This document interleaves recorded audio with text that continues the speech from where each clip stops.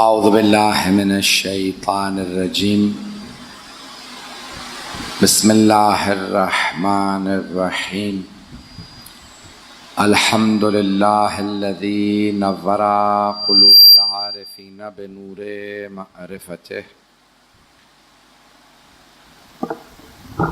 واثبت فؤاد انبیائہ واولیائہ بقصص الانبیاء والمرسلین واکمل ایمان المسلمین والمؤمنین بولایت علی امیر المؤمنین علیہ السلام.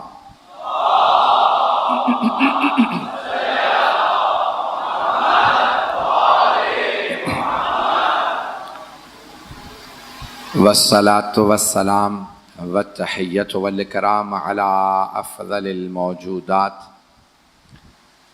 العبد المؤید والرسول المسدد المصطفى الامجد المحمود الاحمد اعنی ابا القاسم محمد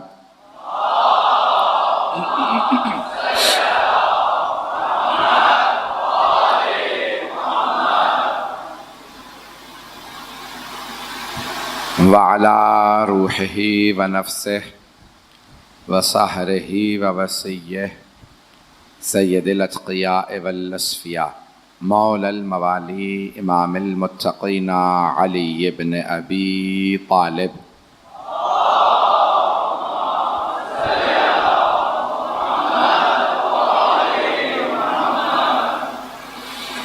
وعلى أوصيائه لا سیما بقیت اللہ فی الارضین روحی و ارواح العالمین لتراب مقدمہ الفدا واللعنۃ الدائمۃ علی اعدائہم اجمعین من الآن الی قیام یوم الدین. اما بعد فقد قال اللہ الحکیم فی کتابہ الکریم بسم اللہ الرحمن الرحیم وقال ربكم ادعوني استجب لكم ان الذين يستكبرون عن عبادتي سيدخلون جهنم داخرين. صدق الله العلي العظيم. صلوات.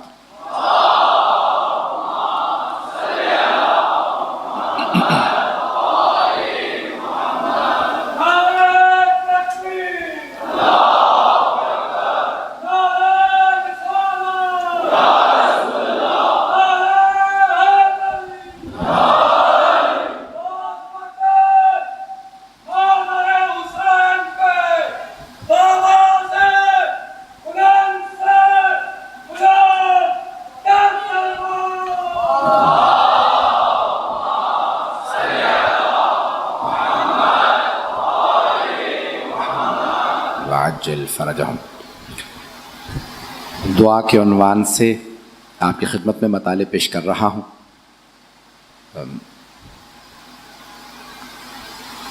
چاہوں گا کہ جو میں نے کل بات شروع کی تھی اسی کو جاری رکھوں.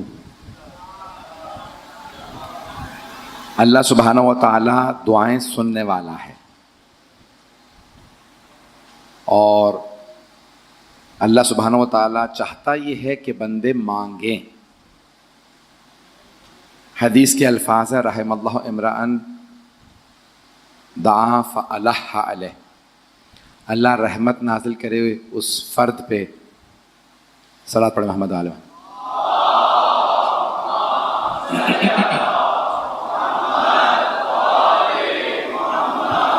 توجہ ہے میرے ساتھ. معصوم فرماتے ہیں کہ اللہ سبحانہ و تعالیٰ اس فرد پہ رحمت نازل فرمائے کہ جو جب مانگتا ہے تو اس پہ بار بار اصرار کرتا ہے، بار بار مانگتا ہے. اللہ کو اس کی بارگاہ میں مانگنا پسند ہے. ایک دفعہ مانگا، دو دفعہ مانگا، پھر دعا کو چھوڑ دیا، اللہ سن نہیں رہا. اللہ چاہتا نہیں بار بار مانگو. چوتھے امام فرماتے ہیں کیوں کسی کی سن لیتا ہے کسی کی نہیں سنتا؟ سننا چاہیں گے؟ کہا کسی کی اللہ سن لیتا ہے کسی کی نہیں سنتا. کہا سنتا سب کی ہے. کچھ کی دعا اللہ کو سننا اتنا پسند ہوتا ہے کہ اللہ فرشتوں سے کہتا ہے قبول نہ کرنا، یہ مانگتا رہے، مجھے اس کا مانگنا بڑا پسند ہے۔ اور کچھ ایسے مانگنے والے ہوتے ہیں اللہ دعا سنتا ہے کہ فوراً عطا کر دو، یہ پھر نہ مانگے، اس کا مانگنا اللہ کو پسند نہیں ہوتا۔ تو اس لیے بعض اوقات دعا اس لیے قبول نہیں ہو رہی ہوتی کہ اللہ چاہتا ہے کہ ہم مانگیں۔ ایک حدیث میں ہے کہ اگر روز قیامت کا تمہیں اندازہ ہو جائے کہ ثواب ان دعاؤں کا کتنا ہے جو قبول نہیں ہوتی، جو دعا قبول نہیں ہوئی، تو روز قیامت جب انسان ثواب دیکھے گا مجھے کتنا ثواب ملا، تو انسان روز قیامت کہے گا اے کاش میری کوئی دعا قبول ہی نہ ہوئی ہوتی۔ اللہ اتنا اجر دیتا ہے ان دعاؤں کا جو قبول نہیں ہوتی۔ اب کیا ہوتا ہے، کیوں قبول نہیں ہوتی، سننا چاہیں گے نا؟ میں دیکھیں، میں 2 عشرے پڑھ کے آ رہا ہوتا ہوں، پھر بھی پوری کوشش کرتا ہوں کہ آپ کی محبت کی خاطر، جس محبت سے آپ لوگ یہاں بیٹھ کے سنتے ہیں، میں پوری کوشش کرتا ہوں کہ آپ کی خدمت میں مطالعے پیش کر سکوں۔ تو بس یہ آپ کا ساتھ ہی ہے جو مجھ سے پڑھوا رہا۔ تو اللہ سبحانہ و تعالیٰ کئی بندوں کی کیوں نہیں سنتا؟ کئی مرتبہ انسان مانگنے والا خود مصلحت نہیں جانتا، یہ شے میرے حق میں بہتر ہے یا نہیں۔ بچہ کئی مرتبہ والدین سے آگ مانگ لیتا، یہ چولہا جل رہا ہے مجھے آگ کے پاس جانا ہے، چمکتی شے دیکھتا ہے، والدین بار بار روکتے ہیں، یہاں تک کہ بچہ رونے لگتا ہے کیوں روک رہے ہیں مجھے، جانا کیوں نہیں دیتے؟ کیونکہ وہ بچہ ہے، اسے پتہ نہیں اس میں نقصان ہے، نہیں پہنچا سکا، اس آگ میں بچے کے لیے نقصان ہے، بچہ نہیں جانتا۔ اللہ جانتا ہے کئی اشیاء آپ مانگ لیتے ہیں آپ کے لیے نقصان دہ ہیں، وہ عطا نہیں کرتا، ایسا نہ ہو میں انہیں دے دوں، ان کا ایمان ضائع ہو جائے۔ ایک واقعہ پیش کرنا چاہتا ہوں، رسول اسلام صلی اللہ علیہ وسلم کے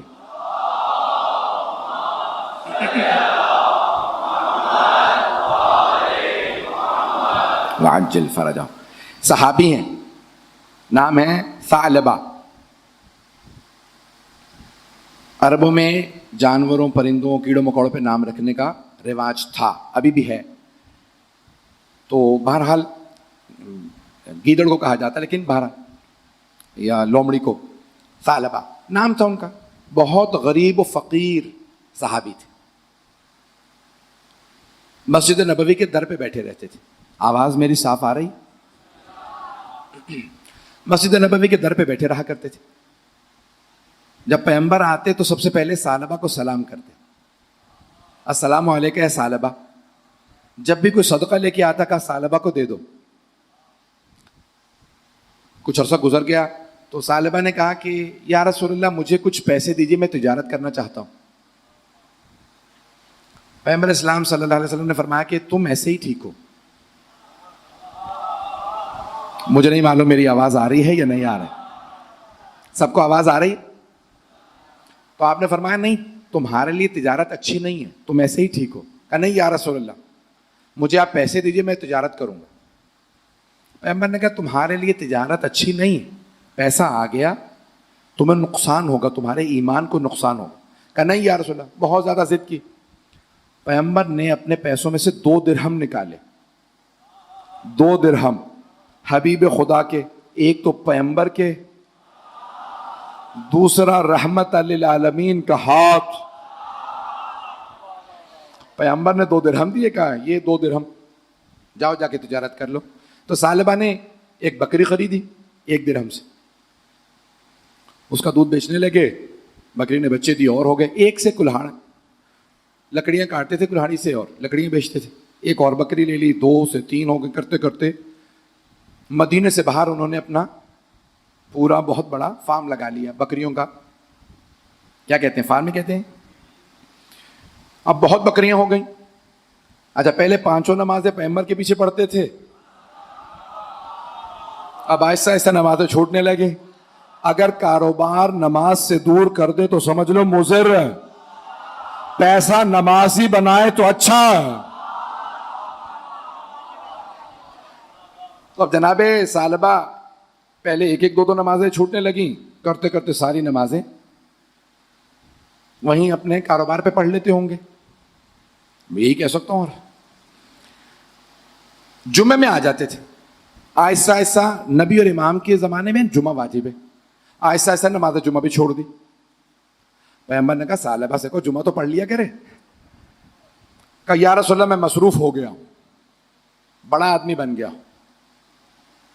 سال 2 سال گزر گئے. پیغمبر نے کہا ایک صحابی سے ثعلبہ سے کہو زکوٰۃ ادا کرے، اتنی بکریاں ہو گئی ہیں. دوسروں کی زکاتوں پہ پلتا رہا.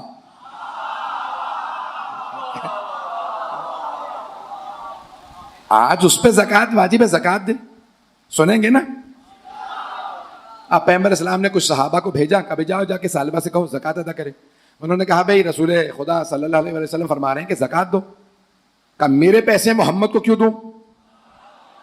پیغمبر کو رسول اللہ نہیں کہہ رہا تھا، نام لے رہا تھا. کہا محمد کو پیسے کیوں دوں، میرے پیسے. پیغمبر نے کہا پہلے بھی لوگ جب صدقے زکات خیرات دیتے تھے تجھے دیا کرتا تھا، تو جیسے اور بھی ہیں. انہوں نے آ کے کہا بھئی یا رسول اللہ ثعلبہ نے منع کر دیا. اب جناب رسول خدا نے کہا سب بیٹھ جاؤ، علی کو آ لینے دو. توجہ توجہ. بھئی رحمت للعالمین کے ہاتھ تھے. کہا یا علی آپ جائیے اور ثعلبہ سے کہیں کہ رسول خدا نے کہا میرے 2 درہم واپس کر دو. توجہ. جناب امیر اٹھے. کہا ثعلبہ رسول اسلام نے فرمایا میرے 2 درہم واپس کر. کہا میرے پاس بڑا پیسہ آ گیا یا علی، 2 درہم تو کچھ نہیں ہے. اس نے 2 درہم نکالے. کہا یہ یا علی 2 درہم. مولا نے کہا مانگ نہیں رہا ہوں، نہیں ہے، آدھا مجمع نہیں ہے. اس نے ہاتھ میں لیے. کہا یا علی لیجیے 2 درہم. مولا نے کہا مانگنے نہیں آیا، واپس لینے آیا ہوں. ہتھیلی پہ رکھ میں اٹھا لوں گا.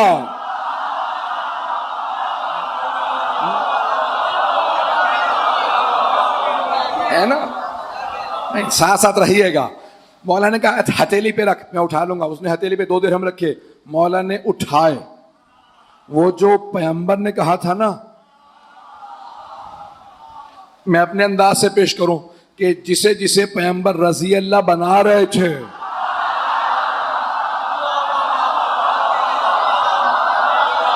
شرط رکھ رہے تھے علی کے ساتھ رہنا. جو میرے بعد علی کو مانے وہ رضی اللہ، جو علی سے پھرا وہ لعنت اللہ.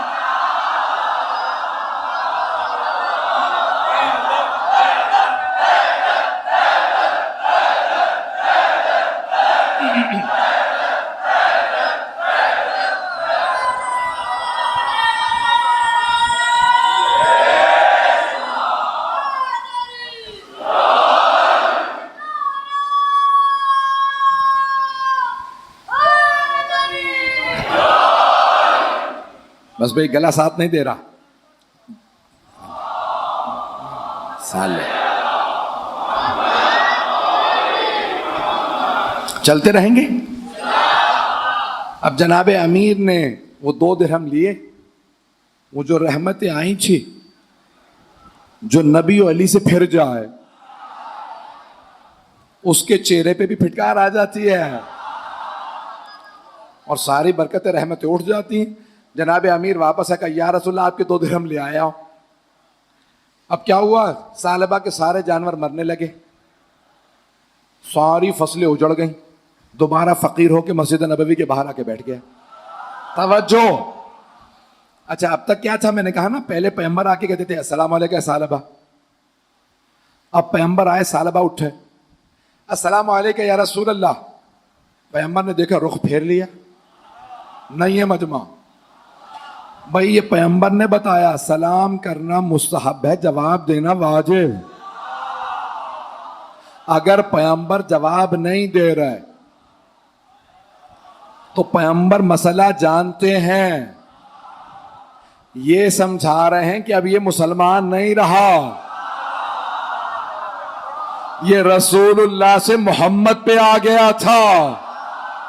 ایک روک کے بات کہہ رہا ہوں، بعد میں کاٹ دیجئے گا، اسی لیے تو کہا تھا. عزیزان گرامی، اب پیغمبر کے بعد جناب سیدہ کے پاس بھی 2 افراد آئے در پہ.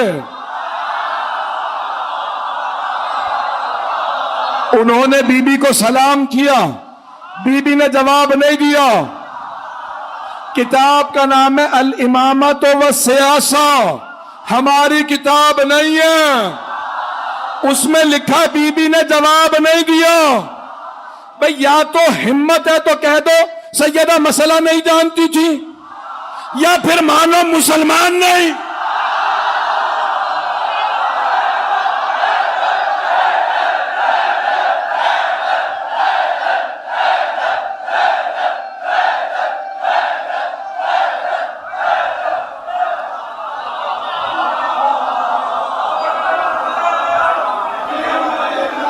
توجہ ہے؟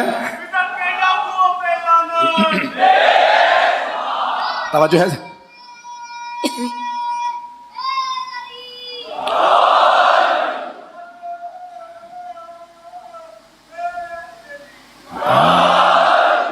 سلامت رہیں، توجہ ہے نا میرے ساتھ؟ تو جانے گرامی اب ثعلبہ آئے، سلام کیا ثعلبہ نے، پیغمبر اسلام نے جواب نہیں دیا، رخ پھیر لیا۔ ثعلبہ دوسری طرف سے آیا، السلام علیکم یا رسول اللہ، پیغمبر نے رخ پھیر لیا۔ اب کسی نے کہا یا رسول اللہ پہلے آپ ثعلبہ کو پہلے سلام کرتے تھے، اب وہ پہل کر رہا، اب جواب نہیں دے رہے، کہ جب تک اس کا امتحان نہیں ہوا تھا، نہیں ہے، جب تک امتحان نہیں ہوا تھا، چھپا ہوا تھا، امتحان کے بعد کھل گیا، غدیر تک بڑے بڑوں کے عیب چھپے رہے۔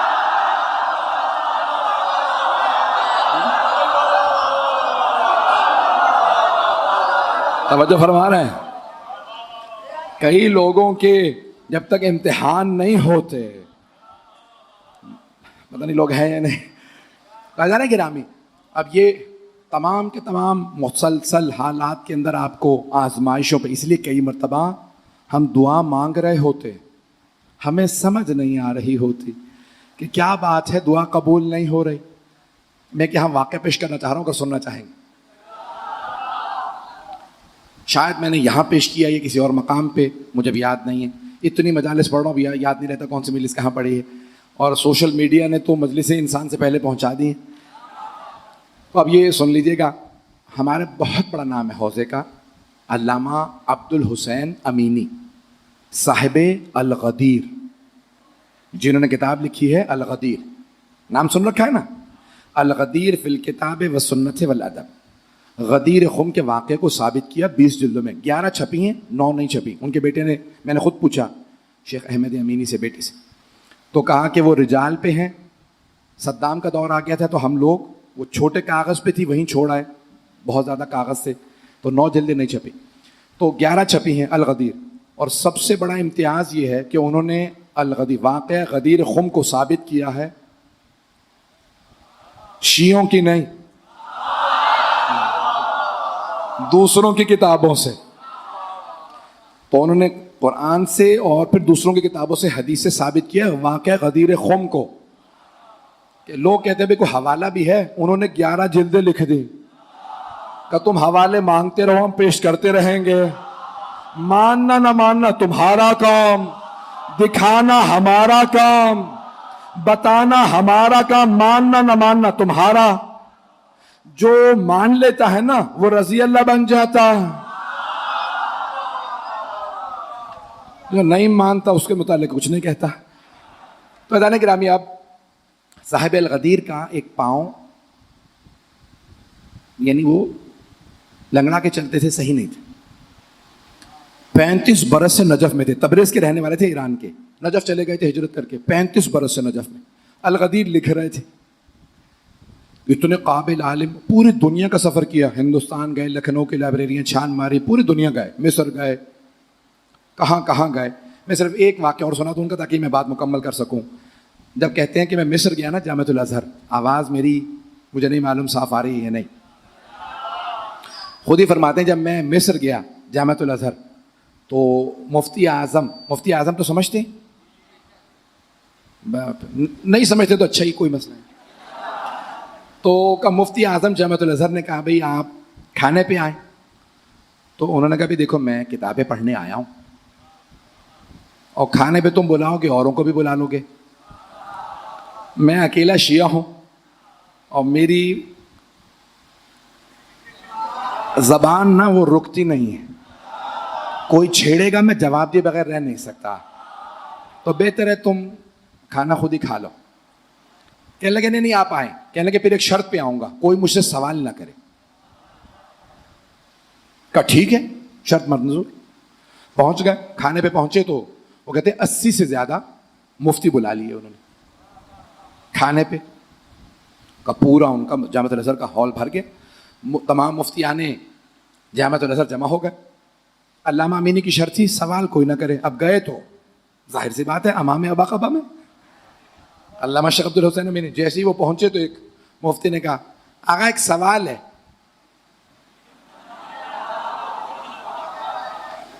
یہ نظریہ آپ کا کیا ہے کہ علی افضل تھے یا وہ؟ احتیاط سے پڑھ رہا ہوں بہت. تو کہا علی افضل تھے یا وہ؟ علامہ امینی فوراً مفتی اعظم سے مخاطب ہوئے. انہوں نے کہا دیکھو میں نے پہلے شرط رکھی تھی سوال کوئی نہیں کرے گا, تو یہ مناسب نہیں ہے. تو کہنے لگا مفتی اعظم اب سوال آ گیا ہے, آپ جواب دے دیجئے. کہا سوچ لو. آپ جانتے ہیں نا بہت سی جگہوں پہ شیعوں کو کھٹمل کہتے ہیں, چھیڑو پھر خون چوس لیتے ہیں. کہا سوچ لو جواب دوں یا نہیں. کہا آپ سوال آ گیا ہے جواب دے دیں آپ. کہنے لگے ایک میرا سوال ہے, آپ 84 کے 84 مفتیان دین سے سب کے سب ایک میرے سوال کا جواب دیں. یہ بتاؤ کہ یہ حدیث نبوی صحیح السند ہے یا ضعیف ہے؟ کون سی حدیث؟ کہ من مات ولم یعرف امام زمانہ فقد مات میتۃ الجاہلیہ. جو بھی اپنے زمانے کے امام کی معرفت کے بغیر مرا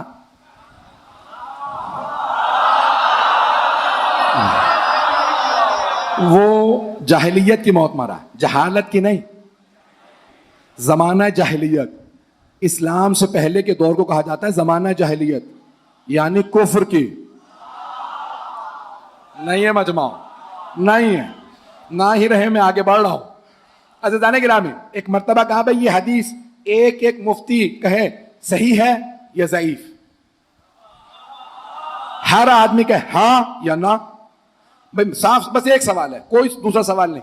کہو ہاں صحیح ہے یا کہو نہیں صحیح نہیں. پہلے سے کہا صحیح ہے, کہا ہاں. دوسرے صحیح ہے, ہاں. جب 80 سے اقرار لے لیا, علامہ امینی نے سب نے مان لیا ہاں یہ حدیث صحیح ہے.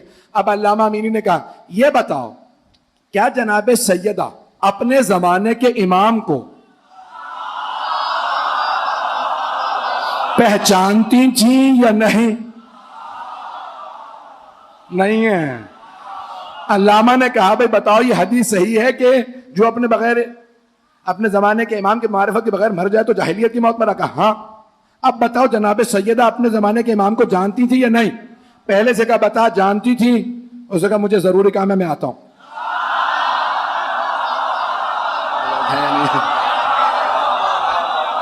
علامہ کہتے ہیں میں نے دوسرے سے کہا تو بتا, کہ میں انہی کے ساتھ آیا تھا. کہ دوسرا بھی اٹھا, تیسرے سے پوچھا, کہ مجھ سے بات نہ کرے. کہ اتنے میں دیکھتے دیکھتے 80 سے زیادہ مفتی سارے اٹھ کے چلے گئے. مفتی اعظم نے کہا آپ نے میری دعوت خراب کر دی. کہ دعوت میں نے نہیں, تو نے خراب کی ہے. میں نے کہا تھا کوئی سوال نہ کرے, جواب دوں گا تو مردہ جب بولتا کفن پھاڑ کے بولتا.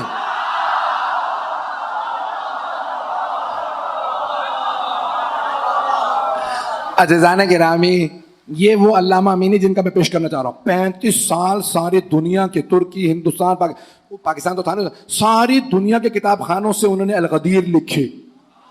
کہتے جب میں لکھنؤ گیا تو صرف اذان سے پتہ چلتا تھا کہ صبح ہوئی ہے یا نہیں. میں کتاب خانے سے باہر نہیں گیا, صرف لکھتا رہتا تھا. تو عزیزان گرامی اب وہ کہتے ہیں, ان کا یاد ہے نا بات میں کہاں تھا, پاؤں خراب تھا. ہر شب جمعہ حرم امیر المومنین میں آتے تھے. زیارت امام حسین مستحب شب جمعہ میں دعا کمال وغیرہ پڑھتے ہیں, اعمال کرتے چلے جاتے. تو کہتے ہیں ایک شب جمعہ حرم امیر المومنین میں اعمال کر کے نکلنے والا تھا. اتنے میں دیکھا کہ ایک اور, یہ نہیں پتا مومن ہے نہیں ہے کوئی, ایک آدمی لنگڑاتا ہوا اندر آیا, زری پہ ہاتھ رکھا. کہ میں جا رہا تھا, زری پہ کھڑا تھا. تو کہا یا علی, صبح تک میرا پاؤں ٹھیک کر دے نہیں تو میں ماننا چھوڑ دوں گا. گھبرا گئے. علامہ امینی کہتے ہیں میں نے سنا کہ اتنا بے ادب آدمی جیسے مولا کو ادھار دے کے گیا وہ واپس مانگنے آیا. دعا ایسے مانگی جاتی. تو کہنے لگے اب میں جا تو رہا تھا کہ رک گیا کہ پاؤں میرا بھی خراب ہے کہ میری تو اتنی جرت نہیں تھی کہ پھر میں نے دیکھا پاؤں خراب ہے اس کا مطلب ہے اس نے تو وضو بھی نہیں کیا کہ وہ زری کے قریب کہیں پاؤں پھیلا کے بیٹھ گیا. میں نے دیکھا پوری رات نہ کوئی دعا نہ زیارت, سو رہا ہے, کبھی آنکھ کھل جائے زائرین کو دیکھ رہا ہے کہ میں پوری رات قرآن دعائیں پڑھتا رہا. اذان فجر ہوئی, میں تہجد پڑھ کے بیٹھا تھا, دیکھا جیسی اذان ہوئی نا تو اس آدمی نے چل کے دیکھا میرا پاؤں ٹھیک ہوا یا نہیں. تو کہ جیسے چل کے دیکھا پاؤں ٹھیک ہو چکا تھا. کہا نہ اس نے نماز پڑھی, زری پہ آ کہا یا علی شکریہ پاؤں ٹھیک ہو گیا. کہا چلا گیا. کہا اس کا تو پاؤں ٹھیک ہو گیا. میرے دل میں ایک بات آئی کہ مولا 35 سال سے میں حرم پہ خدمت کر رہا ہوں, مسلسل مجتہد بنا, اتنے مجتہد بنائے, الغدیر لکھ رہا ہوں, میرا آج تک پاؤں ٹھیک نہیں ہوا. کہ لیکن میری جرت نہیں تھی کہ میں مولا سے کہہ سکوں کہ مولا میرے دل میں سوال آ گیا. کہ میں پھر فجر کے بعد زری پہ آیا, دونوں ہاتھ رکھے, روتا ہوا کہ مولا اجازت ہے گھر جا رہا ہوں. گھر آ گیا. کہا پوری رات جاگتا رہا تھا, سوئیں گے؟ اب صبح جمعہ تھی, کچھ دیر کے لیے سو گیا. کہ جیسے ہی سویا تو خواب میں دیکھا مولا آئے. توجہ, میں خون جگر دے رہا ہوں. کہ میں نے دیکھا مولا تشریف لائے. کہ عبدالحسین امینی کیا بات ہے؟ کہ مولا کوئی بات نہیں. کہ خواب میں بھی میری جرت نہیں ہو رہی شکوہ کرو, ادب یہ ہوتا. کہ عبدالحسین امینی کیا بات ہے؟ کہ مولا کوئی بات نہیں. کہ بات سن, جہاں تک مجتہد بننے کا ثواب ہے آخرت میں ثواب ہے. جہاں تک الغدیر کا تعلق ہے نا تو میرا حق ہے کہ تو لکھے. نہیں ہے, میرا حق ہے لکھے. کتنوں میں طاقت الغدیر لکھ سکیں. میں نے تجھے اپنا عقیدہ دیا کہ تو مجھے ماننے والا, تیرے پہ واجب ہے تو دفاع کرے, ہاں میرے پہ واجب تجھے جزا دوں. کہ الغدیر میرا حق ہے کہ تو لکھے. جہاں تک تیرے پاؤں کا تعلق ہے, تو جانتا نہیں ہے کہ اس خراب پاؤں کا بیماری کا آخرت میں اجر کیا ہوتا, اس لیے ٹھیک نہیں کر رہا. تجھے جنت میں کیا ملنے والا ہے. اے عبدالحسین امینی تجھے خود نہیں پتا تجھے کیا ملنے والا ہے. کہ تجھے بہت کچھ ملنے والا ہے, آخرت میں بہت کچھ ملنے والا ہے. بس اس کو جیسا ہے رہنے دیجیے گا. کہ میں اس لیے پاؤں ٹھیک نہیں کر رہا کہ تجھے آخرت میں بہت اجر ملنے والا ہے. جہاں تک اس کا تعلق تھا نا, اس کا اتنا صحیح ایمان تھا, اگر پاؤں ٹھیک نہ کرتا وہ ماننا چھوڑ دیتا. اب کوئی نہ کہے میں شیعہ ہوں, منتیں اٹھاتا ہوں, پوری نہیں ہوتی, غیر آتے ہیں, لے جا.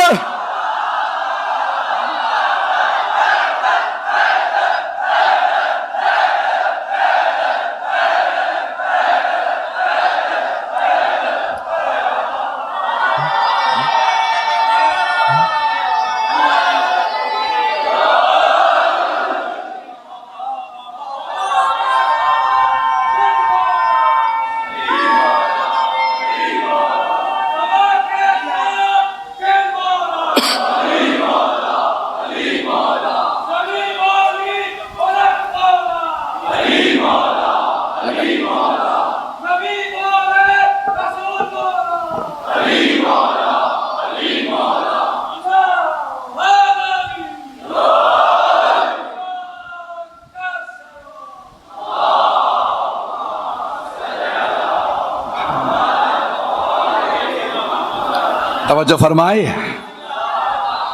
کہا کہ اس کا اتنا ہی ایمان تھا. عزیزان گرامی آپ اپنے ہیں. ایک جملہ سنیے گا آپ. آج کی اگر یہ مجلس کا میرا جملہ پہنچ گیا نا, میں سمجھتا ہوں میری مجلس ہو گئی. آج کی مجلس کا میری طرف سے یہی تبرک ہے. سنیے گا آپ. مولا نے کیا کہا علامہ امینی سے خواب میں؟ کہا اے عبد الحسین امینی اگر تو مجھ سے کہہ بھی دینا کہ یا علی میرا پاؤں ٹھیک کر دیں نہیں تو میں ماننا چھوڑ دوں گا، میں تب بھی تیرا پاؤں ٹھیک نہیں کروں گا.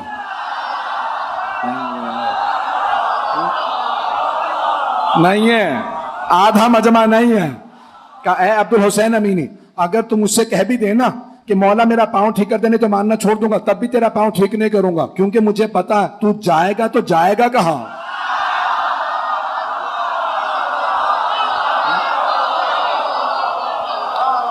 تو صبح کہہ کے جائے گا، روتا ہوا شام کو پھر واپس آ جائے گا. مولا معاف کر دے گستاخی ہو گئی تھی. اے عبد الحسین امینی وہ جو کہہ کے جا رہا تھا بس وہ پھر نہ آتا. اپنے آتے ہیں کام کے لیے، نہ بھی ہو تو مانتے رہتے ہیں، دوسرے آتے ہیں امتحان کے لیے.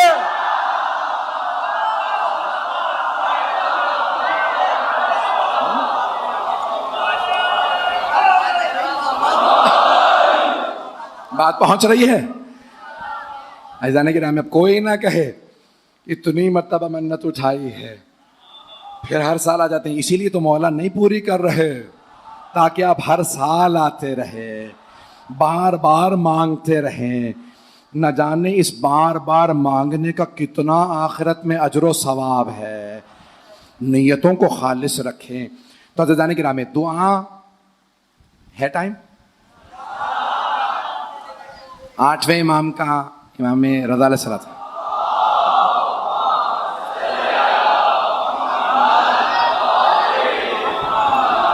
میں جانتا ہوں لوگ بہت، جب آپ پہلو تک نہیں بدل سکتے بعض کا مجھے اندازہ ہے، بیٹھنے کی باہر بالکل جگہ نہیں ہے اور لوگ کھڑے ہیں. تو 8ویں امام سے کسی نے کہا مولا کوئی ایسا کام بتائیں، وظیفہ بتائیں جو ہمیشہ کام آئے. مولا نے کہا علیکم بسلاح الانبیاء، انبیاء کا ہتھیار ہمیشہ رکھا کرو. انبیاء کا ہتھیار ہمیشہ رکھا کرو. کہا مولا کیا قیلا ما صلاح الانبیاء، یہ انبیاء کا ہتھیار کیا ہے؟ تیر ہے، تلوار ہے، نیزہ ہے، کون سا ہتھیار ہمیشہ رکھے؟ مولا نے فرمایا الدعاء. انبیاء کے ہتھیار کا نام دعا ہے. نہیں ہے لوگ نہیں. مولا علی سے کسی نے کہا مولا اگر اللہ خود ہی شکار کر رہا ہو گنہگاروں کو تو ہم فرار کر کے جائیں تو کہاں جائیں؟ مولا نے کہا فرار کر کے اللہ ہی کے پاس جاؤ. نہیں ہے، فرار کر کے اللہ سے کیوں بھاگ رہے ہو؟ اسی سے پناہ لو. نہیں پہنچا سکا، آپ کبھی کسی ہرن کے شکار پہ جائیں، ہرن بھاگتا رہے آپ شکار کرتے رہیں گے، لیکن اگر وہ بھاگ کے آپ ہی کے پاس آ جائے اب آپ نہیں ماریں گے. ارے اس نے مجھی سے پناہ لے لی.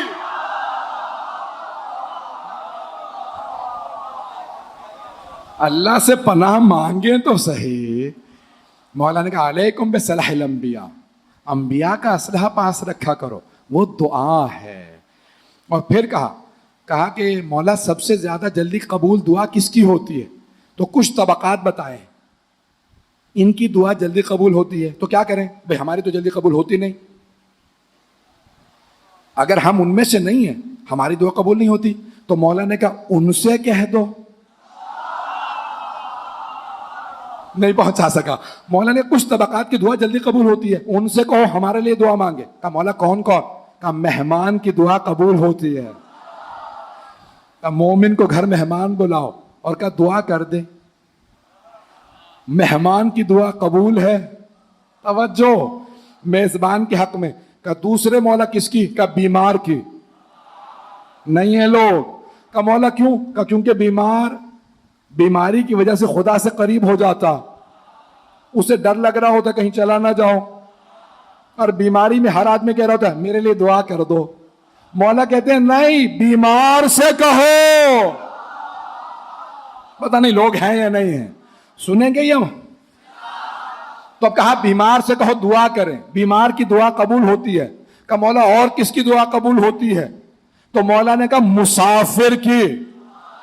مسافر کی دعا قبول ہوتی ہے. مسافر سے کہو دعا کر دے.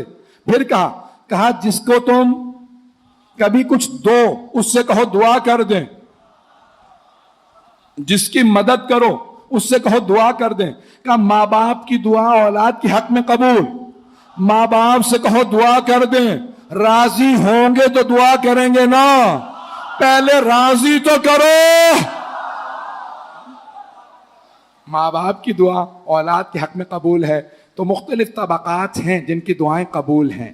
کہا اور جو پاک باز لوگ ہیں ان کی دعا قبول ہے. تو کہا پاک ہستیوں سے کہو دعا کر دے. ایک حدیث اور پیش کر دوں، ایک حدیث اور ایک فضائل کا پہلو پیش کرنا چاہ رہا تھا. چلے رہنے دیتا ہوں بس.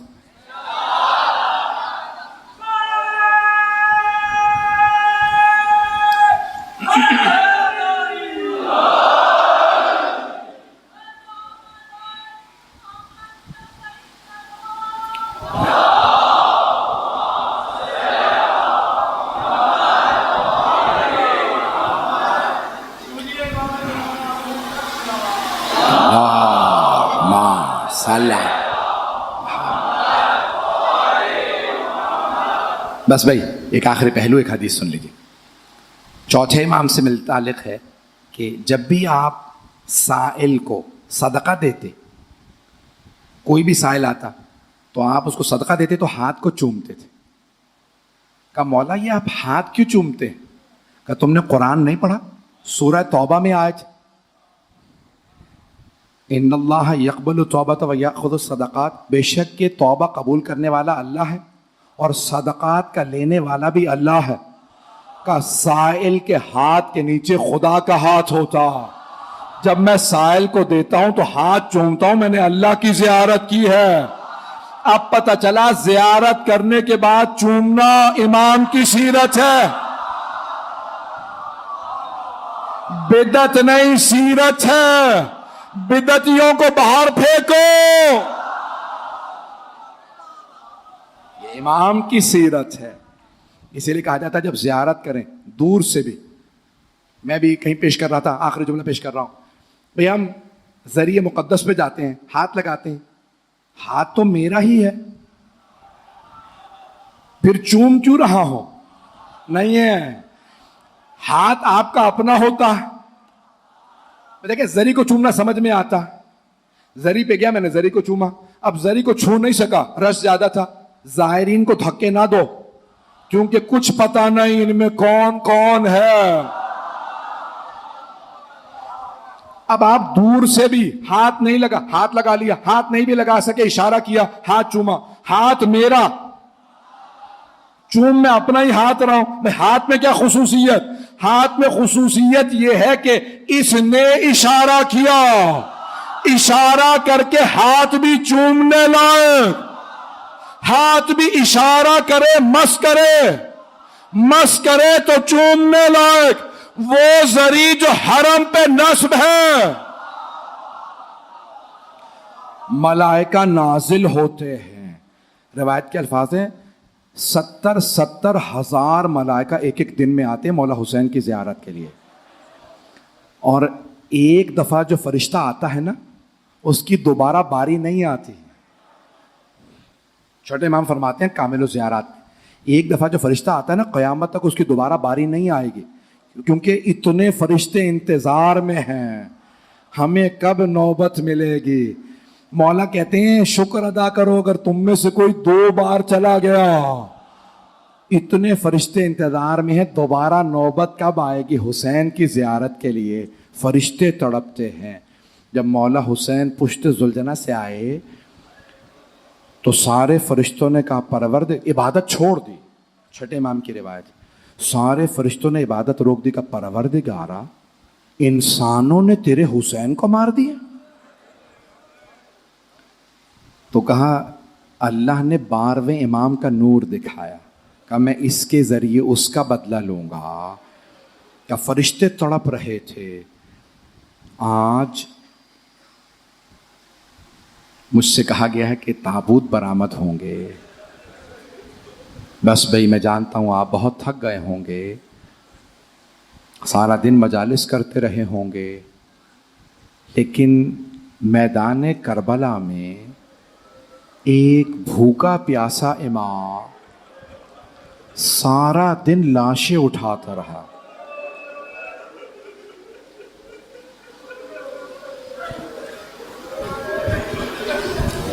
शब आशूर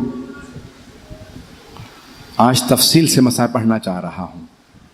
अगर सुनना चाहेंगे कुछ देर के लिए करबला चलिएगा। हर माँ अपने बेटे को तैयार कर रही है। मेरे लाल, सुबह आशूर कुर्बानियाँ हैं। कोई माँ कह रही है कासिम मैं बेवा हूँ, बेटा सिर्फ आपकी वजह से करबला आई हूँ। आपके बाबा ने वसीयत की थी जब मेरा भाई हुसैन करबला जाए कासिम को ज़रूर भेजना। एक माँ कह रही है अली अकबर मेरा आपके बगैर गुजारा नहीं है। एक माँ है, अगर देख सकें तो देखिएगा, वो अपने 2 बेटों के बालों को हाथों से संवार रही है। संवारती जाती है बाल हाथों से, और वो मां बार बार एक ही जुमला कहती है मेरे शेरों तुम हैदर कर्रार के नवासे हो, तुम जाफर तैयार के पोते हो। मेरे शेरों मेरी 2 वसीयतें हैं। मेरे शेरों कल हो सके तो मामू के दुश्मन उमर साद को मार देना। दूसरी वसीयत है मेरे शेरों मैं जानती हूं बहुत बहादुर हो, अगर जंग करते करते फुरात तक पहुंच जाओ तो पानी ना पीना, मामू के बच्चे बड़े प्यासे हैं।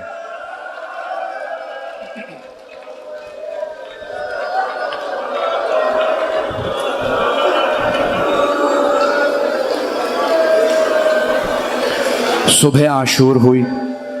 ज़ोहर से पहले जनाब ज़ैनब कुबरा ने पूछा ओनो मोहम्मद मेरे शेरों आप दोनों अभी तक गए नहीं? कहा अम्मा मामू हमें इजाजत ही नहीं देते, हम जब जाते हैं हमें रोक देते हैं। जनाब ज़ैनब ने एक मर्तबा कहा ओनो मोहम्मद जरा अब्बास को बुलाओ। जनाब अब्बास तशरीफ लाए। जी बीबी फरमाइए क्या बात है? कहा अब्बास भैया हुसैन से कहो मेरे हक का वास्ता ओनो मोहम्मद को इजाजत दे दे। जनाब अब्बास ने कहा मौला बीबी कह रही है मेरे हक का वास्ता। मौला हुसैन खुद आए जनाब ज़ैनब के खेमे में। ज़ैनब क्या बात है? कहा भैया मेरे दोनों बेटों को इजाजत दीजिए शहादत के लिए जाएं। कहा ज़ैनब शायद अब्दुल्ला इब्न जाफर तैयार राजी ना हो। कहा भैया अब्दुल्ला ने खुद मुझसे कहा था ज़ैनब अगर जंग की नौबत आए, ज़ैनब अगर जंग की नौबत आ गई ना तो ओनो मोहम्मद को अली अकबर से पहले भेजना, अली अकबर से पहले भेजना।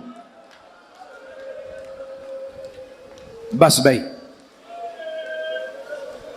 जनाब सैयद शुहदा ने एक शहजादे को बाजू पकड़ के सवार कराया, दूसरे को जनाब अब्बास ने। दोनों बहुत दिलेर थे। दोनों ने आंखों ही आंखों में एक दूसरे से कहा भैया मैं मैमने से हमला करूंगा, तुम मैसरे से आना, फिर हम कल्ब लश्कर पे मिलेंगे और मामू के दुश्मन उमर साद को मार देंगे। जैसे ही दोनों कल्ब लश्कर पे मिले उमर साद ने देखा, कहा कि भाई ये दोनों करीब आ गए, सारी फौज से कहो हमला करें। हमला हुआ, एक के सर में तलवार लगी, दूसरे के सर में गुर्ज लगा।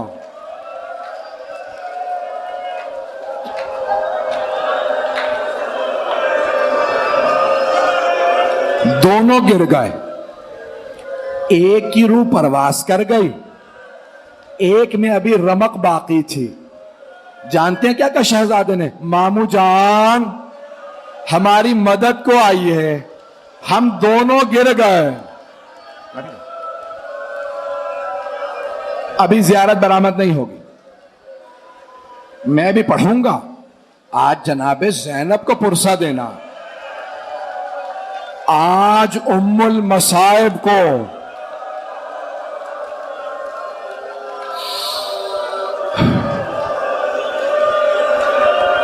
جناب سید الشہداء پہنچے، لاشے پہ پہنچے، دیکھا ایک کی روح پرواز کر گئی ہے، ایک میں رمق باقی ہے۔ میری طرف دیکھیے گا، مولا نے سر اٹھایا، زانو پہ رکھا، شہزادے نے بس ایک جملہ کہا مامو جان ہماری ماں کو ہمارا آخری سلام کہہ دیجیے گا۔ مامو جان اماں سے کہیے گا ہم فرات تک گئے تھے، ہم نے پانی نہیں پیا تھا، ہمیں اماں کی وصیت یاد تھی۔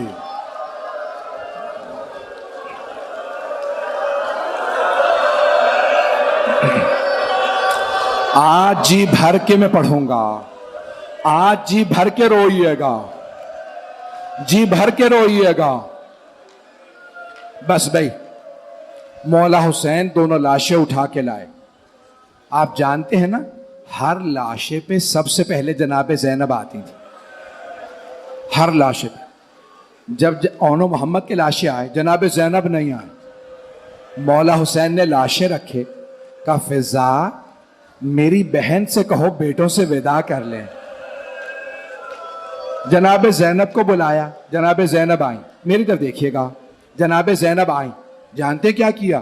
بی بی آ کے دونوں لاشوں کے درمیان میں بیٹھی، آنکھوں کو بند رکھا، دونوں کے سینوں پہ ہاتھ رکھے، ایک جملہ کا اون و محمد مجھے بتاؤ میں کسے قربان کروں، میرا بھائی اکیلا رہ گیا، کوئی نہیں رہا۔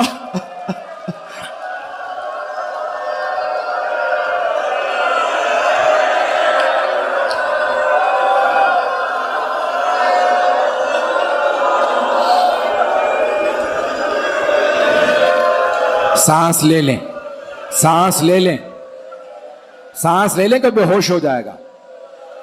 میں بھی پڑھوں گا، اگر کہیں تو روک دوں۔ بس دو جملوں کی۔ 11 محرم کا دن نکلا، جناب زینب صرف مولا حسین کے لاشے پہ آئے، بیٹوں کے لاشوں پہ نہیں گئے۔ جب بی بی کو ناقہ پہ سوار کیا نا، آپ جانتے ہیں نا اونٹنی کی پشت بلند ہوتی ہے، بلندی سے بی بی نے مقتل میں دیکھا، 2 لاشیں نظر آئے، بی بی نے لاشوں کو دیکھا، آنکھیں بند کر لی، ایک جملہ کا اون و محمد خدا حافظ، ماں جا رہی ہے۔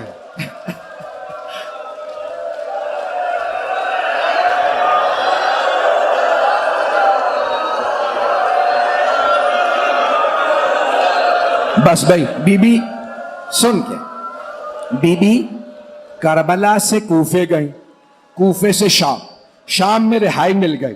جب رہائی ملی نا شہداء کے سر واپس آنے لگے۔ جب اون و محمد کے سر آئے جناب زینب نے سر جھکا لیا۔ آنے والے نے پوچھا کیا ان 2 سروں کی وارثہ خیموں میں جل کے مر گئی ہے؟ جناب فضا نے کہا نہیں، بی بی بیٹوں سے وداع تو کر لیں۔ کہا فضا میں علی کی بیٹی ہوں، صدقہ دے کے واپس نہیں لیتی، میں نے حسین کا صدقہ دے دیا۔ بس بھائی آخری جملے، بی بی اب میرے بھائی کہہ رہے نہ پڑھو، کوئی برداشت نہیں کر پا رہا۔ جناب زینب شام سے کربلا آئیں، چہلم پہ ہر قبر پہ گئیں، بیٹوں کی قبروں پہ نہیں گئیں۔ مدینے واپس آئیں، نانا کے روضے پہ گئیں، سب کے مصائب پڑھے، بیٹوں کا تذکرہ نہیں کیا۔ ماں کی قبر پہ گئیں، بیٹوں کا ذکر نہیں کیا۔ بھائی کے گھر گئیں، بیٹوں کا پرسہ نہیں لیا، لیکن آخر ماں تھی، جیسے ہی اپنے گھر گئیں बुर्का सर पे रखा, बीबी का कलेजा मुंह को आने लगा।